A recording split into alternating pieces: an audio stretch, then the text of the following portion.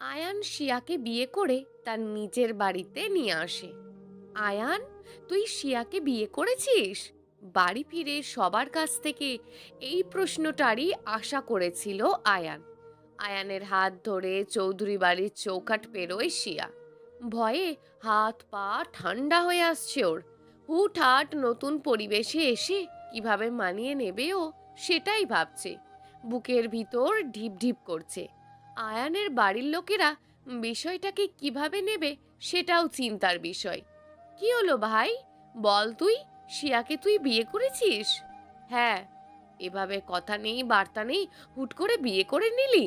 আমার ইচ্ছে হচ্ছে বিয়ে করে নিয়েছি। তোদের সমস্যা থাকলে আমার কিছু করার নেই। আর তিয়া, তিয়ার কি হবে? তুই তো ওকেও কথা দিয়েছিলি। তিয়ার প্রতি আমার কোনো ফিলিংস নেই আপু। ওকে বিয়ে করলে না ও সুখী হতো, না আমি। যা হয়েছে ভালো হয়েছে বললেই হলো। তিয়াকে কে বোঝাবে? ও তো তোকে ভালোবাসে। তিয়ার সাথে আমি কথা বলবো। তবে হ্যাঁ, আমি শিয়াকে বিয়ে করেছি, তাই শিয়া আমার স্ত্রীর সম্মান পাবে। আমার স্ত্রী হিসেবে এই বাড়ি থেকে সমস্ত অধিকার যেন ও পায়। ওর কোনো রকম অসম্মান যেন না হয়। আয়ানের কথা শুনে অবাক হয় শিয়া। তবে কি আয়ান এখনো ওকে ভালোবাসে? নাকি এটা ওর নারীর প্রতি সম্মান? নাকি শিয়ার প্রতি দয়া দেখাচ্ছে ও? আয়ান ওপরে রুমে চলে যায়। মীরা গম্ভীর মুখ নিয়ে শিয়ার কাছে আসে। শিয়া ভয়ে চোখ নামিয়ে নেয়। সবাই তীক্ষ্ণ দৃষ্টিতে দেখছে শিয়াকে। শিয়ার এভাবে ভয় পাওয়া দেখে সবাই হাসা শুরু করে দিল। শিয়া বুঝতে পারছে না কি হলো সবার। হ্যাঁ পাগলি, ভয় পাচ্ছ নাকি আমাদের? না মানে, আসলে রাগ তো আমাদের হয়েছেই, কিন্তু আমার ভাইয়ের ওপর এত কিপটে যে দাওয়াতটাই দিল না। তিয়াকে এই বাড়ির কারোরই পছন্দ নয়। আমরা তো তোমাকেই ভাবি হিসেবে ধরে নিয়েছিলাম। কিন্তু তুমি... মাথা নিচু করে নেয় সিয়া। ভুল তো ও করেই ছিল, কিন্তু নিরুপায় হয়ে। যাই হোক, আমি জানি বিয়েটা নিশ্চয়ই আয়ান জোর করে করেছে, না হলে তুমি এরকম করবেই না। যাই হোক, তোমার আর কি করার, এখন সামলাও বাঁদরটাকে আজীবন।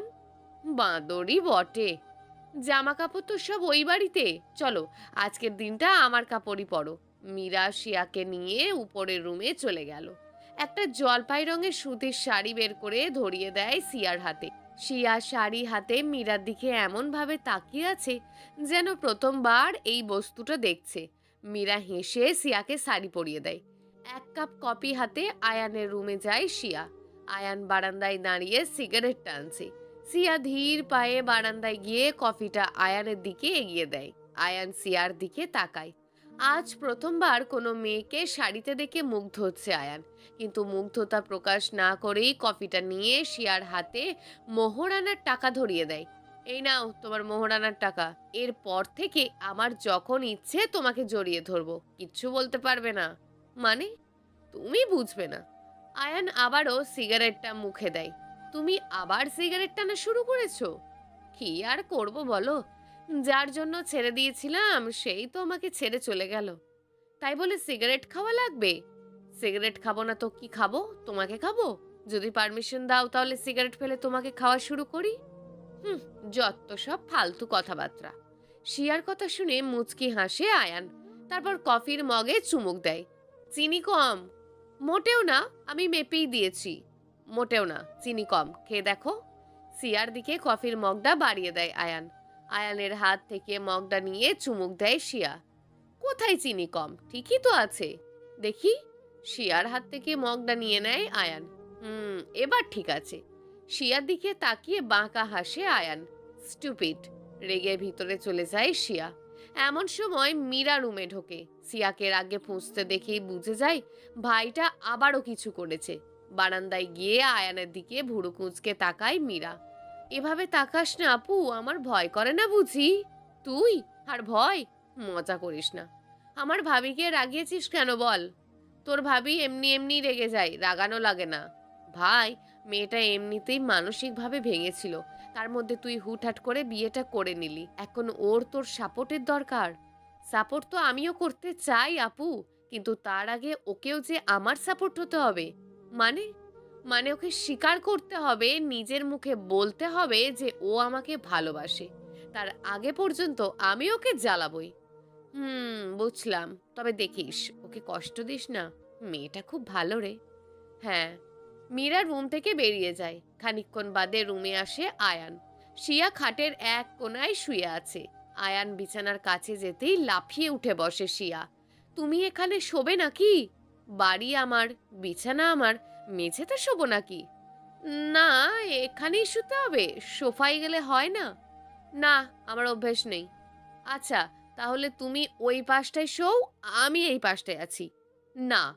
আচ্ছা, তাহলে তুমি এই পাশটায় শোও, আমি ওই পাশটায় যাচ্ছি। না। না মানে? এই পাশ ওই পাশ বুঝি না, পুরো বিছানাই আমার। আমি পুরো বিছানা জুড়েই শোবো, তোমার গায়ের ওপরেও শুতে পারি। এক্সকিউজ মি, যেখানেই শো মাঝখানে কোলবালিশ থাকলেই হলো। হুম, কোলবালিশটা যদি তুমি হও তাহলে সমস্যা নেই। দ্যাট, শো তুমি, আমি সোফায় যাচ্ছি। তুমি সোফায় শুতে পারবে না, সোফা আমার, আর আমি তোমাকে বিছানা ছাড়া অন্য কোথাও শোয়ার পারমিশন দেব না। আর এই ঘরের বাইরেও যেতে পারবে না। বাড়ির নতুন বউ স্বামীর ঘর ছেড়ে অন্য কোথাও থাকবে, এটা শোভা পায় না।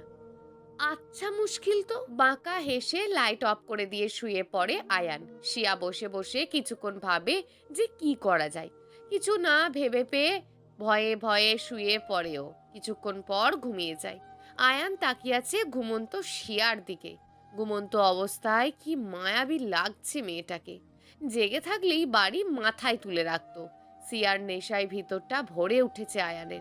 এই মুহূর্তে মেয়েটাকে কাছে না পেলে দম বন্ধ হয়ে যাবে ওর।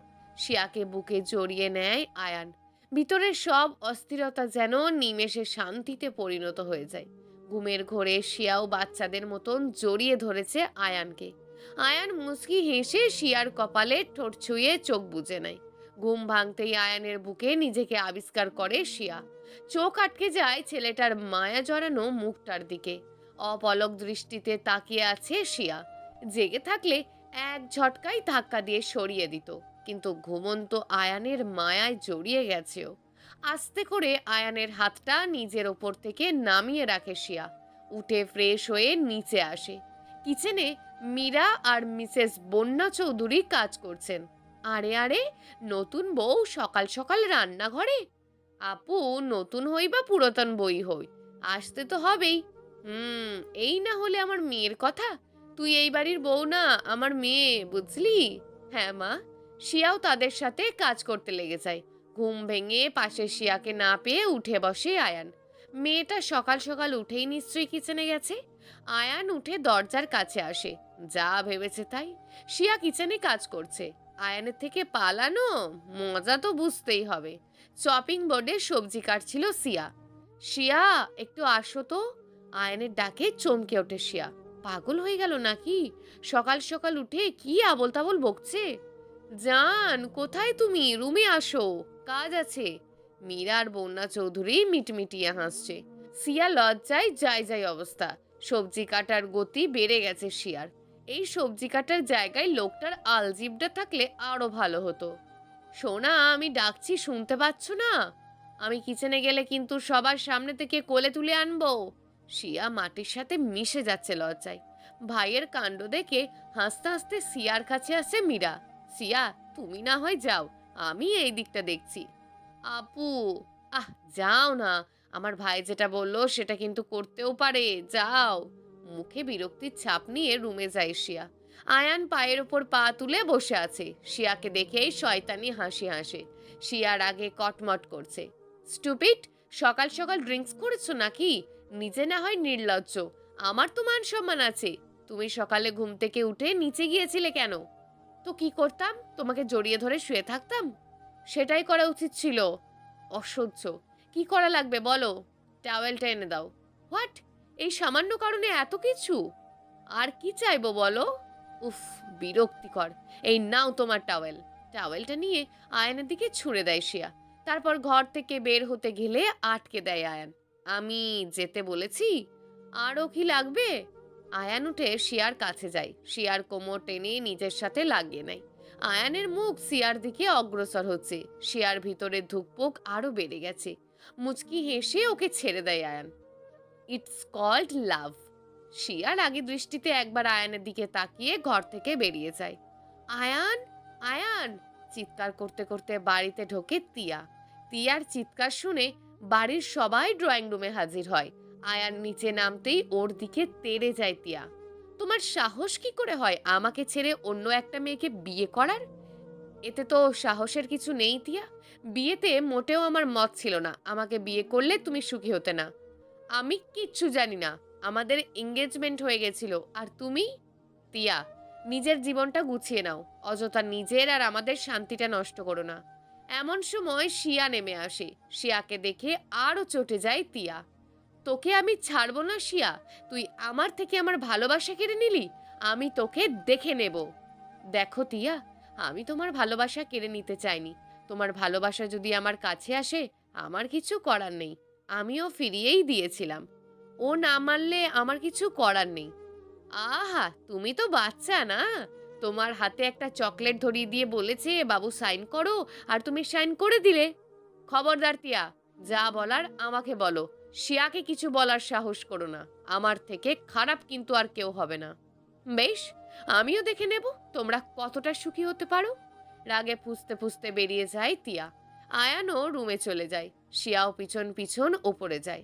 আয়ান প্রচন্ড রেগে আছে, সেটা ওকে দেখেই বোঝা যাচ্ছে। আয়ান, তিয়ার সাথে যা হয়েছে তা ঠিক হয়নি। তোমার ওর সাথে এই ব্যবহারটা করা উচিত হয়নি। আসলেই তো তুমি ওর ভালোবাসা ছিলে, আমার কেড়ে নেওয়াটা ভুলই হয়েছে। শিয়ার কথায় প্রচন্ড রেগে যায় আয়ান। শিয়ার দুই কাঁধ ধরে দেওয়ালের সাথে চেপে ধরে আয়ান। ব্যথায় আর্তনাদ করে ওঠে শিয়া। কি ভাবো কি তুমি নিজেকে? বউয়ের অধিকার দিয়েছি বলে মাথায় চড়ে বসবে?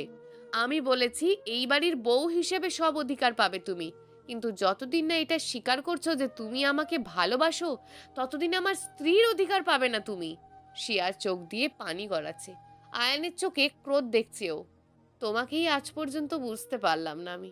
এই বলো যে আমাকে ভালোবাসো, আবার মিসবিহেভও করো। আমি তো এটাই বুঝি না আমার প্রতি তোমার ফিলিংসটা কি। সেটা বুঝলে তো কাজই হয়ে যেত।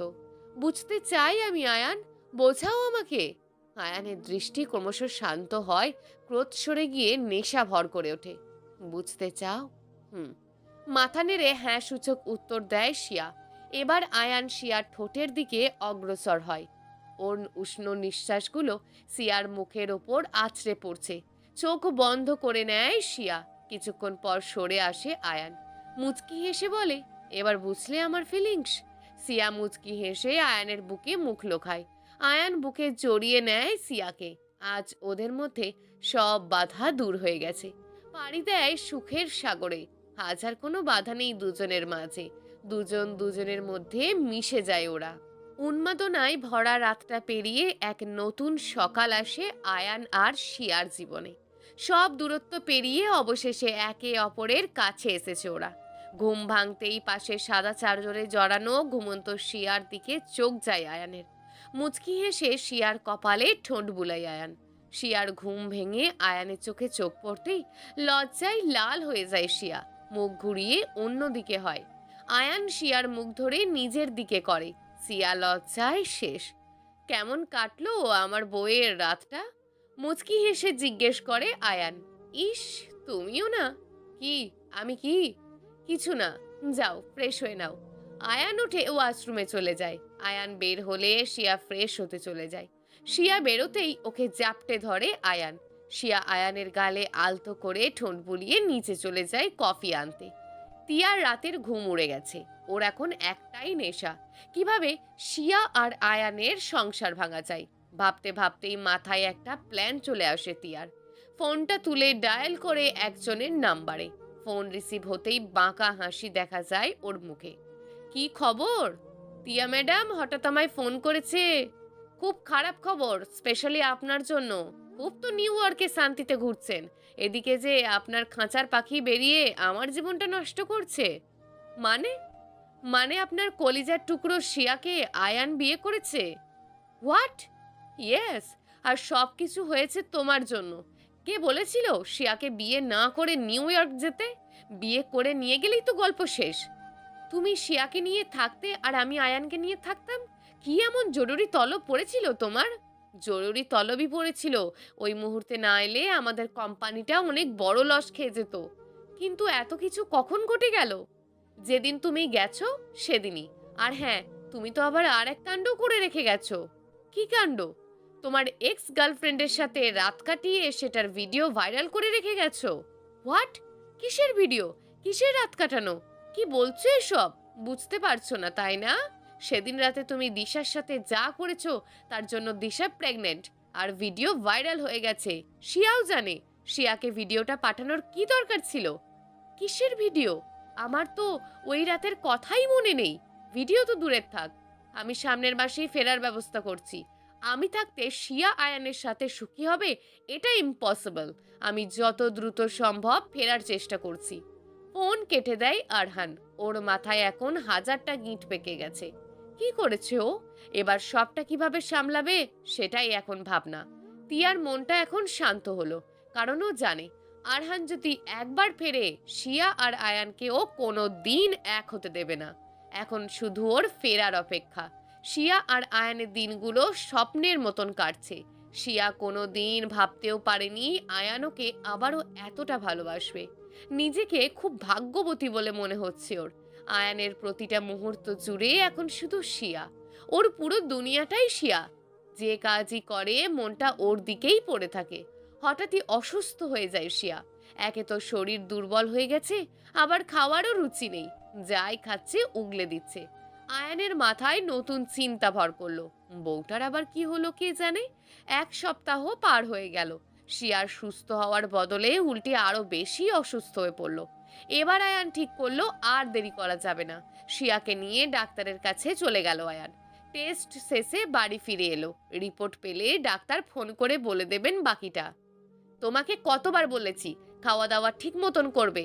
এখন কি অসুখ বাঁধালে কে জানে। আমার চিন্তা হয় না বুঝি। খাটের ওপর হাঁটু ভাঁজ করে বসে আছে শিয়া। আয়ান গম্ভীর মুখে পায়চারি করছে আর শিয়াকে বকছে। শিয়া মাথা নিচু করে আয়ানের কথা শুনছে। আমি কি অসুখকে নেমন্তন্ন করে ডেকে এনেছি নাকি? আমাকে বকছো কেন? ভয়ে ভয়ে বলে শিয়া। শিয়ার কথা শুনে চোখ রাঙায় আয়ান। না খেয়ে অসুখ বাঁধালে তাকে নিমন্ত্রণই বলে। আয়ানের বকাবকির মাঝেই শিয়ার ফোনে ডাক্তারের কল আসে। শিয়া ফোনটা রিসিভ করে কানে ধরে। আয়ান শিয়ার মুখের এক্সপ্রেশন খেয়াল করছে। ফোনের কথা যত বাড়ছে শিয়ার চোখ তত বড় হচ্ছে। ফোনের কথাগুলো শুনে থিয়া যেন থ মেরে গেছে। আয়ান বুঝে গেছে সিরিয়াস কিছুই হয়েছে। আচ্ছা, ধন্যবাদ বলে ফোন কেটে দেয় শিয়া। আয়ান তীক্ষ্ণ দৃষ্টিতে তাকিয়ে আছে শিয়ার দিকে। শিয়া ভয়ে ভয়ে আয়ানের দিকে তাকিয়ে একটা ঢোক গেলে। কি হয়েছে? গম্ভীর কণ্ঠে প্রশ্ন করে আয়ান। মানে, আসলে উনি বললেন যে। কি আমতামতা করছো? কি হয়েছে বলো। কি বললেন উনি? আয়ানের ধমক শুনে কুঁচকে যায় শিয়া। কিছুক্ষণ আয়ানের দিকে তাকিয়ে থেকে হাসা শুরু করে দেয়, সাথে চোখে পানিও আছে। পাগল হয়ে গেল নাকি মেয়েটা? অসুখটা কি এতটাই সিরিয়াস যে শুনে শিয়া ভয়ে পাগল হয়ে গেল? মনে মনে ভাবে আয়ান। কি হয়েছে বলবে তো? হাসছো কেন পাগলের মতন? শিয়া খাট থেকে নেমে আয়ানের গলা জড়িয়ে ওর গালে চুমু এঁকে দেয়। আয়ানের হাতটা নিজের পেটের ওপর রেখে ওর কানের কাছে মুখ নিয়ে গিয়ে ফিসফিস করে বলে, কংগ্রেটস উড বি ড্যাড। সিয়ার কথায় হাঁ করে ওর দিকে তাকিয়ে আছে আয়ান। ও কি ভুল শুনলো? সত্যি? ভেজা চোখে কাঁপা গলায় প্রশ্ন করে আয়ান। কি সত্যি? বিশ্বাস হয় না? শিয়ার চোখ মুখ দিয়ে উচ্ছ্বাস উতলে পড়ছে। দুজনের চোখ দিয়েই পানি গড়াচ্ছে। তবে এটা খুশির অশ্রু। শিয়াকে জড়িয়ে ধরে আয়ান। আনন্দে আত্মহারা হওয়ার ইচ্ছে হচ্ছে ওর। পাগল হয়ে যাচ্ছে একটা খবর পেয়ে। শিয়াকে কোলে তুলে নেয় আয়ান। বিছানায় শুয়ে ওর কপালে ঠোঁট বোলায়। এখন থেকে তোমার বিছানা থেকে নামা নিষেধ। মানে? মানে কোনো রকম ট্রেস নেওয়া যাবে না। যা যা লাগবে আমাকে বলবে, আমি এনে দেব, কিন্তু তুমি বিছানা থেকে নামবে না। তাহলে তো মোটা হয়ে যাব, হাতে পায়ে তো জং ধরে যাবে। বাবু আসার পর জিম ডায়েট করে শুকিয়ে যাবে। এমনিতেও তোমার যা খাওয়া দাওয়ার ছিরি। একদম আমাকে খাওয়ার খোটা দেবে না বলে দিলাম, ভালো হবে না কিন্তু। আচ্ছা বেশ, এবার রেস্ট নাও। আমি খবরটা সবাইকে জানিয়ে দিয়ে আসি। আমিও যাব। না, প্লিজ নিয়ে চলো না। শিয়ার জোড়াজুড়িতে ওকেও নিচে নিয়ে যায় আয়ান। খবরটা পেয়ে চৌধুরী বাড়িতে খুশির বন্যা বয়ে যাচ্ছে। এদিকে এই খবর পেয়ে তিয়ার মাথায় আবারও আগুন জ্বলে উঠল। সব শেষ। এবার আয়ান বা শিয়া কাউকেই ছাড়বে না ও। দেখতে দেখতে শিয়া আর আয়ানের বিয়ের 8 মাস কেটে গেল, আর শিয়ার প্রেগনেন্সির 3 মাস। আয়ান শিয়ার প্রচুর খেয়াল রাখছে, প্রতিটা মুহূর্ত শিয়ার দিকে খেয়াল রাখছে, ওর কোনো সমস্যা হচ্ছে কিনা, কিছু লাগবে কিনা, প্রতিটা মুহূর্ত অস্থির। তবে ওদের কপালে বোধহয় সুখ জিনিসটা লেখা নেই। আরহান নিউ ইয়র্ক থেকে ফিরেই সোজা চলে গেল চৌধুরী বাড়িতে। শিয়া, কোথায় তুমি? শিয়া! আরহানের চিৎকারে ভিতরটা ধুকপুক করে ওঠে শিয়ার। আরহান ফিরে এসছে, এবার না জানি কি করবে ও। আয়নের সাথে শিয়া নিচে নামে। আরহান রাগে ফুঁসছে, শিয়াকে দেখেই ওর দিকে তেড়ে যায় আরহান। তোমার সাহস কি করে হলো আয়ানকে বিয়ে করার? চিৎকার করে ওঠে আরহান। শিয়া কেঁপে ওঠে আরহানের চিৎকারে।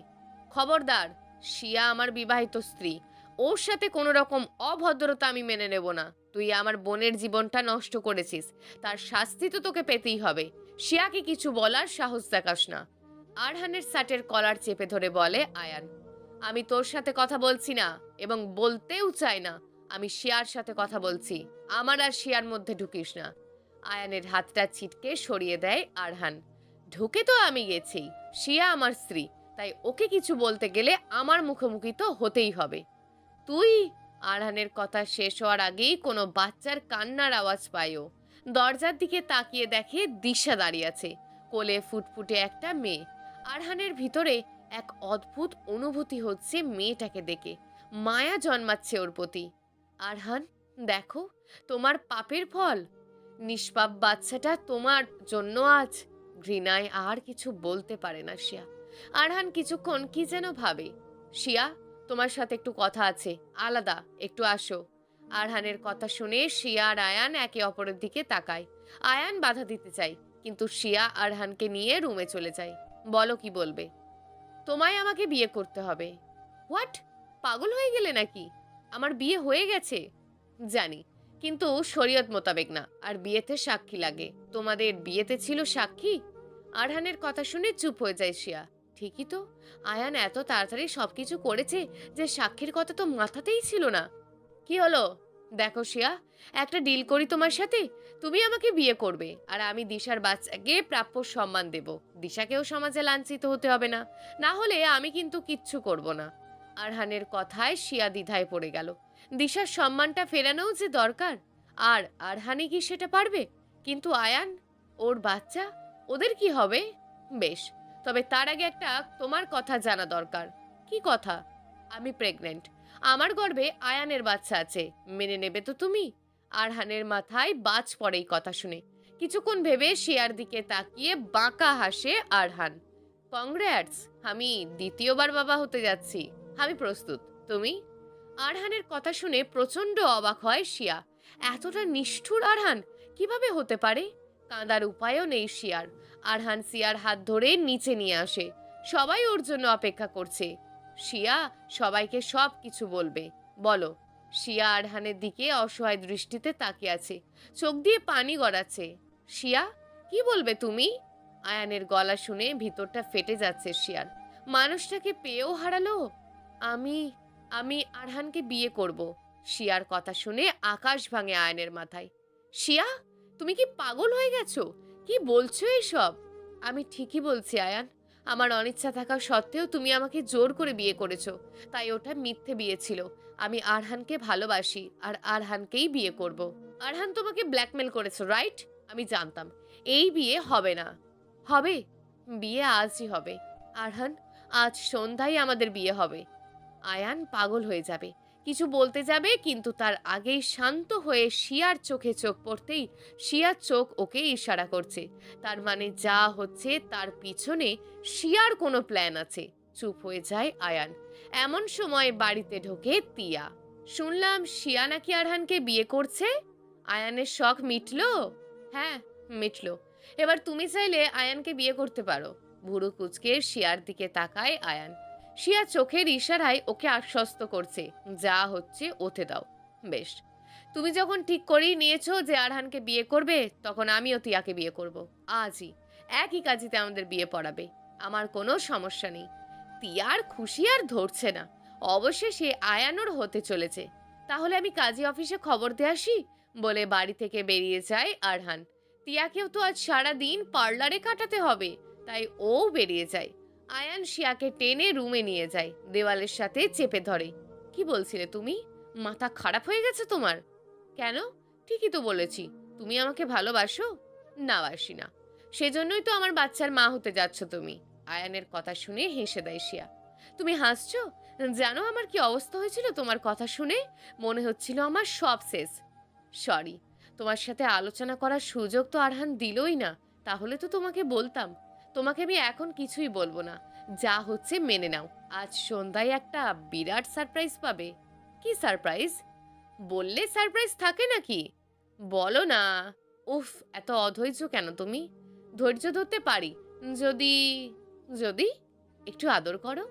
আজকে না তোমার বিয়ে, অন্য একটা মেয়ের কাছ থেকে আদর চাইতে লজ্জা করছে না?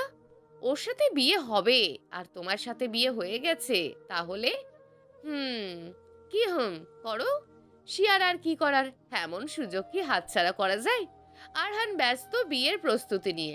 এমন সময় দিশার ফোন আসে ওর ফোনে। আরহান, আমি জানি তুমি আমাকে ইস্যু করে শিয়াকে ব্ল্যাকমেল করছো। কেন ওদের জীবনটা নষ্ট করছো তুমি? দিশা, আমি যা করছি সবার ভালোর জন্য করছি। আমার মেয়ে কেমন আছে? খবরদার, তোমার মেয়ে বলবে না। ওর বাবা হওয়ার যোগ্য নও তুমি। আচ্ছা বেশ, তোমার মেয়ে কেমন আছে? হ্যাঁ, এত নির্লজ্জ তুমি। প্লিজ আরহান, শিয়া আর আয়ানের সুখটা নষ্ট করো না প্লিজ। দেখি তোমার রিকোয়েস্ট রাখা যায় কিনা। এখন বিয়ের কাজে একটু ব্যস্ত, পরে কথা হবে। বাই। হ্যালো আরহান, আরহান আমার কথাটা শোনো। আরহান ফোন কেটে দেয়। সবকিছু মাথার উপর দিয়ে যাচ্ছে দিশার। কি হচ্ছে কিছুই বুঝতে পারছে না। তুমি ভাবলে কি করে আয়ান যে আমার এই অবস্থায় আরহান আমাকে ব্ল্যাকমেল করবে আর আমি ওকে বিয়ে করতে রাজি হয়ে যাব? এতটা অবিশ্বাস আমার প্রতি? তুমি এমন ভাবে বললে আমি তো ভয় পেয়ে গেছিলাম। আরহান আমাকে অনেক ভালোবাসে, তাই আমি ওকে বিয়ে করব। আবার কি উল্টোপাল্টা বকছো? ঠিকই বলছি। সিয়া, আই থিঙ্ক মা হওয়ার আনন্দে তোমার মাথার তারগুলো ছিঁড়ে গেছে।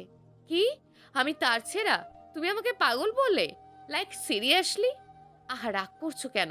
তোমার কথা শুনে তো তাই মনে হচ্ছে। বলো না কি প্ল্যান? না, শুধু এতটুকু জেনে রাখো, যারা যারা অন্যায় করেছে প্রাপ্য শাস্তি তারা পাবে। বাট সাবধানে। তোমার যা হওয়ার হোক, আমার বাবুটার যেন কিছু না হয়। আচ্ছা, এখন আমি পর হয়ে গেলাম তাই তো? তুমি পর হতে যাবে কেন? তুমি তো আমার কলিজার টুকরা। বুঝি বুঝি। কি বুঝো? কিছু না। আয়নের বুকে মাথা রাখে শিয়া। আয়ান ওকে নিজের সাথে মিশিয়ে নেয়। বিয়ের প্রস্তুতি প্রায় শেষ। সন্ধ্যাও ঘনিয়ে আসছে। টিয়া তো পার্লারেই কাটালো সারাটা দিন। আয়নার সামনে দাঁড়িয়ে চুল আঁচড়াচ্ছে আরহান। মুখে বাঁকা হাসি। আজ অনেক বড় কিছু ঘটতে যাচ্ছে, যার জন্য ও এত দিন ধরে অপেক্ষা করেছিল। আয়ান শিয়াকে আর শিয়া আয়ানকে তৈরি করে দেয়। এটা খুবই হাস্যকর যে বর বউ একে অপরকে সাজাচ্ছে দ্বিতীয়বার বিয়ে দেওয়ার জন্য। আয়ান আর তিয়া মুখোমুখি বসেছে। শিয়া আর আরহানকে সামনাসামনি বসানো হয়েছে। অসহায় দৃষ্টি দিয়ে আয়ান শিয়ার দিকে তাকিয়ে আছে, আর শিয়া মিটমিটিয়ে হাসছে। আয়ান খুব ভালো মতো বুঝে গেছে শিয়া বিষয়টার মজা নিচ্ছে। কিছুক্ষণ মজা নেওয়ার পর শিয়া ভাবে আর দেরি করা ঠিক হবে না। আয়ান যদি এবার রাগের মাথায় বিয়ে করে ফেলে। 1 মিনিট কাজী সাহেব। শিয়ার কথায় হাঁপ ছেড়ে বাঁচে আয়ান। এই বিয়ে হবে না। সবাই হাঁ করে তাকিয়ে আছে শিয়ার দিকে। বলে কি এই মেয়ে? নিজেই বলো বিয়ে করবে, আবার নিজেই বিয়ে ভাঙছে। পাগল নাকি? এই পক্ষের কনে আর ওই পক্ষের বর যে বিবাহিত, বিয়ে পড়ালে আপনার যে ধর্ম থাকবে না? রেগে উঠে দাঁড়ায় আরহান। কি বলছো এসব তুমি? ঠিকই বলছি আরহান খান। আমি মিসেস সিয়া হোসেন চৌধুরী, মিস্টার আয়ান চৌধুরীর বিবাহিত স্ত্রী। আমাদের বিয়েতে শরীয়ত আর সাক্ষী দুটোই ছিল এবং ভালোবাসাও ছিল। অর্থাৎ আমাদের বিয়ে সম্পূর্ণ পবিত্র, তোমার মতন অপবিত্র নয়। মানে? মানে অফিসার শিয়া, তুমি পুলিশ ডেকেছো কেন? সেটা ওনারাই বলুক। বলুন অফিসার, কেন এসছেন আপনারা?